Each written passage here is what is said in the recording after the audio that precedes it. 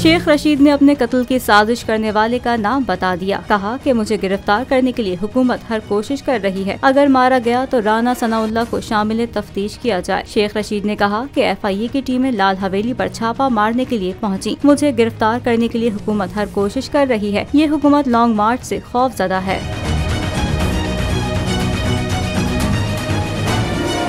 साबिक वजीर दाखिला ने कहा कि पूरी कौम इमरान खान के साथ खड़ी है। रावलपिंडी की आवाम इमरान खान के साथ बाहर निकलेगी। लॉन्ग मार्च से हुकूमत की कांपे टांग रही हैं। ये मुझे गिरफ्तार करना चाहते हैं। उम्मीद है हाई कोर्ट से जमानत हो जाएगी। सरबरा अवामी मुस्लिम लीग का कहना था कि अमनो कानून के साथ मार्च में इमरान खान के साथ हैं और सियासत भी इमरान खान के साथ है। मैं डरता नहीं हूँ, बड़ी जेलें देखी हुई हैं। जेलों से तहरीकें नहीं रुकती। ये जो छोटे घरों से निकल कर इस्लामाबाद आए हैं उनका सियासी मुँह काला होगा।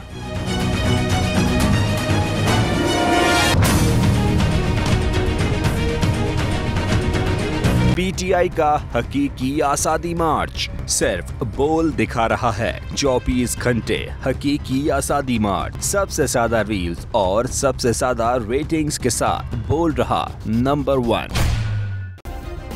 सब्सक्राइब करें और बेल दबाएं ताकि कोई खबर रह न जाए।